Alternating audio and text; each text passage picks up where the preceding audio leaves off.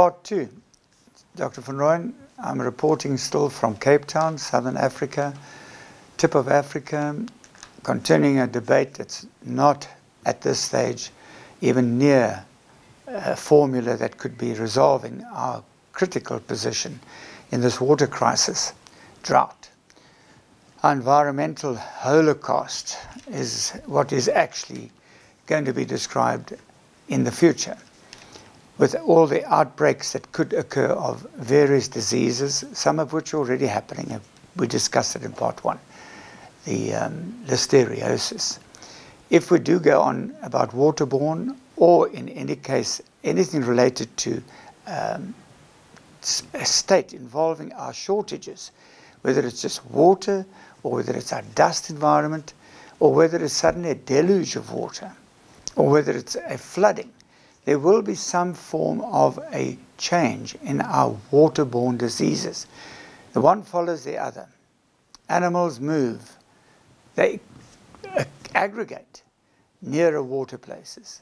They also move as water moves. So we as humans have got to adapt to the fact that we're having more invasion of insect life. The bird life's coming closer to our doorstep. The animals need to be next to a water supply. It's rather strange that with this shortage facing South Africa, particularly the Western Cape, we're forging ahead with some very bizarre debates as our politicians and our serious, call them technical support systems, whether it's the Weather Bureau, whether it's persons out there assuming our dam situations, are able to cope with this particular new venture of trying out other forms of water supply, desalination. There's debate around many of these particular ways to augment our meager water resources. But we must be prepared for persons of all backgrounds, whether politicians, whether technical, health professionals. Every person should be out there warning the Cape, warning everybody of some pending changes. And they don't have to be a crisis change, but they can be certainly on a scale which could be more than just epidemic, pandemic, and there are deaths associated already with listeriosis. We don't have to worry about other waterborne diseases that could follow, typhoid fever. We could have the horror of cholera, even with water suddenly appearing, animal carcasses being washed down supply lines of water to the very areas of the poor, especially the poor that are disadvantaged. They don't have proper sewage systems, they don't have proper means to obtain fresh water, and they may not even have a supply of electricity or fire to boil water. So we're dealing with a pretty serious socio-economic factor. And I won't even go into describing the comedy act of everybody trying to claim some means to say that we are correcting everything. We are doing our best. I mean, the politicians are fighting amongst themselves as to who should be running the desalination plants. It's quite hysterical. As the council of our Western Cape are suggesting they've got a plant they will start. The urban water planning of the Department of Water Affairs, they are screaming they will set up a water desalination plant. It's almost as if the politics shift towards where they could be interpreting another form of reasons to look at tenders. And you know what our country's been through, these tenderpreneurs. So everybody's now shifting a little scariness of politics and reality into a framework which says, hang on, we need hands on here. This is no more joke. And the serious part is that however we look at our waterborne diseases or our diseases carried by any means of controlling our environment, we're just not going to get on top of it soon enough. Because we've been dragging our feet. Our politicians have dragged their feet. Our local councillors have dragged their feet. It's been a bit of a shemoggle of people who are trying to be doing their best but seem to be doing it for political reasons. Now we need the role players who can come out there and do it properly. The politicians must move aside. We need action. And as I mentioned, this chance of a Holocaust is not the word that I'd like to use, because it becomes rather serious to not even allow a sense of dry humor And some of the dry humour that have come in the press, I had to laugh at this particular letter, which suggested that there were radical solutions available to us, including shooting at the clouds. I thought that was quite clever. And massive seawater reservoirs, and so on. It appears that Cape Town's water crisis are increasingly bizarre, and the way to help and sort it out is becoming more hopeless, uneconomic. But we are giving not into these comedy acts, because it sounds like an endless amusement of these type of characters out there trying to portray help. So let's try and keep it more serious. It's not April Fool's Day yet, as this particular item suggested. So we're on a serious note here. We're having changes. There are preparedness. There are desalination plants coming in play. And just to make the public feel very comfortable, desalinated water treated is safe. There are countries worldwide. We're not talking just about Israel, desert countries. Namibia is an example. We've got to consider that this is part of a new need.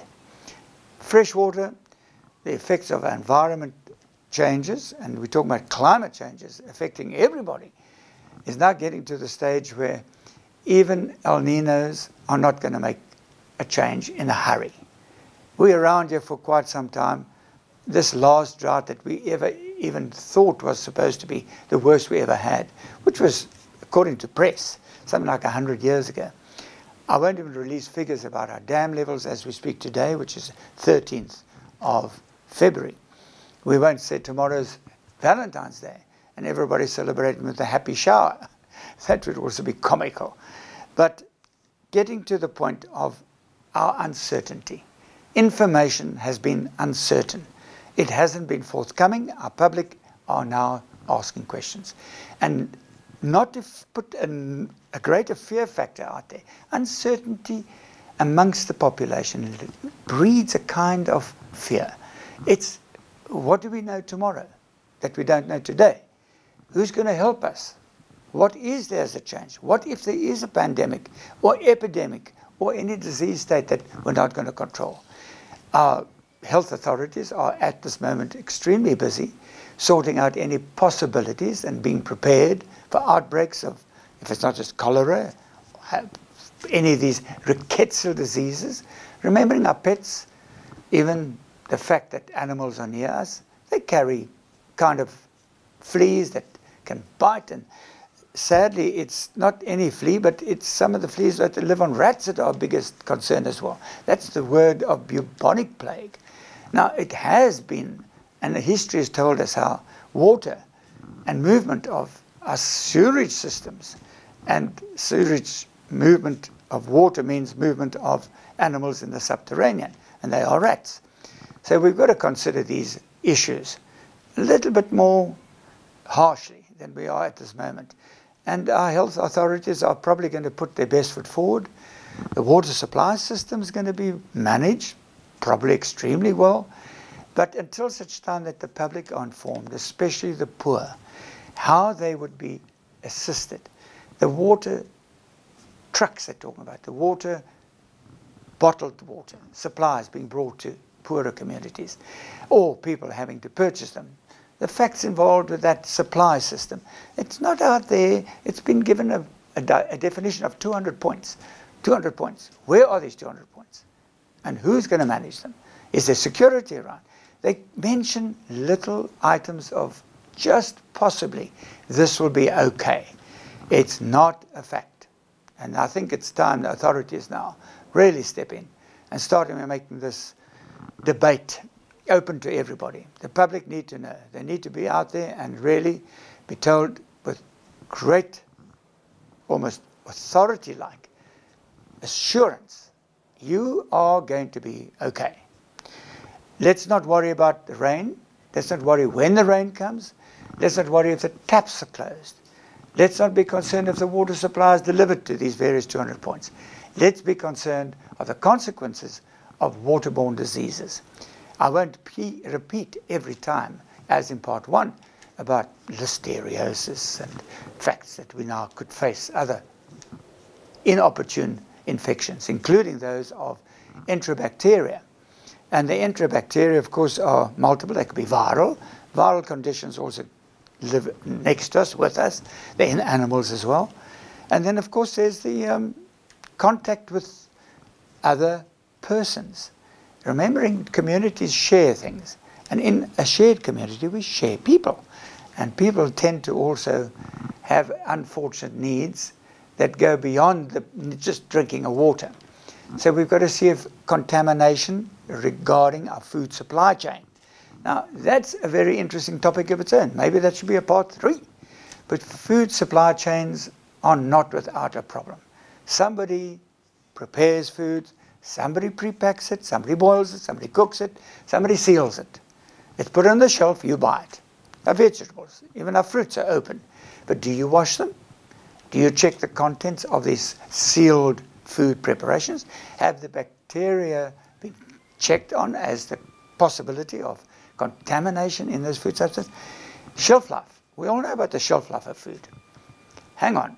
If we had our huge, shall we say, food supply chain being brought through the normal retailers, and we talk about several huge retailing stores that keep frozen foods, that keep fresh food, that sell fresh meat. People handle these items. So we're going to have to go through the hygiene training. Even at this stage, schools. Who is going to the schools and helping and preparing? Teachers just to deliver a simple message. How to do things at home. There are hygiene classes, there are biology classes. There are all kinds of assistance that are out there. But the teachers are inundated with the need to perform just not health subjects. They've got to prepare the pupils for their future. Hence the subject of health, and now the crisis is going to occupy a little more time in the teaching day or in a week. Message is very loud and clear. We have to go out there and inform public, have the public participate, debate, have the juniors, that meaning schools, informed, the seniors taking active roles in looking at the water supply system, and they must be professionals. We can't have people coming there with almost a background of, shall we say, ill-equipped, poorly trained, poorly skilled, not too well educated, coming to the fore and suggesting the answer. We've had enough of that. Our many departments in government, we know how ill-equipped, ill-trained, uneducated some of the officialdom are, and they are not able to cope with anything other than basic needs. We have a crisis. It is now time that we start looking at the facts that illness is going to be more common. I think if we can, we must take it not too lightheartedly, but have a sense of humor about it. I don't say shoot anything into the clouds or try anything like putting massive sea reservoirs filled with desalinated water at our disposal. But there are findings that could possibly help. Bringing a slab of the Antarctic or the Arctic and pulling a huge chunk of ice and bring it outside Cape Town, that was suggested 40, 30 years ago. I can't remember when. But it was quite a practical idea. Bring this chunk, plant it outside Cape Town Harbour, or the southern tip of Africa, and let everybody drink from that. Melt it down and pass it around. I don't know if our scientists or our practically applied minds could at this stage even think that way. But it's coming to the point we'll have to start grabbing an ice chunk and bring it down to the Southern Cape. With that, I think we will leave the third part to more serious outcomes following our recent news about our reservoirs, which are now down to very precarious levels, and the assistance we're getting from farmers who've opened their sluice gates and their dams to supply our lower situated dams with overflow water, coming from areas where there is a little extra water. Other side of mountains, for instance, Grabo, there's extra water available. They're channeling it into our dam system or our water system. So there are means of trying to obviate the D-Day. They keep on talking about D-Day. It's now 11th or 12th of May. It's shifting because our water supply system seems to be holding. But let's get the debate out in the open. Let's be more prepared or be prepared for outcomes, especially our health crisis. Our professionals need to go out there and even go out in a group whether it's a politician, a specialist in engineering, a health professional, go out there and inform the public, this is what is being done. What is it you expect us to do more? What would you fear? I was even asked a simple question. Say they're going to bring us water in trucks. They're going to bring us water in tankers coming from KwaZulu-Natal. They're delivering us water in the rail trucks. And the question was simply, how clean are those containers? Aren't they going to disease us because those containers are dirty? It was a good question. It was a simple answer to it. Obviously, the water will be treated. And as they could use anything, chlorinated or saline could be added to it, or even add Jik. But there are methods to treat the water. So with all this seriousness and half comedy serious aspects being dealt with, go out there and start asking the questions. That's my message at this stage. Thank you.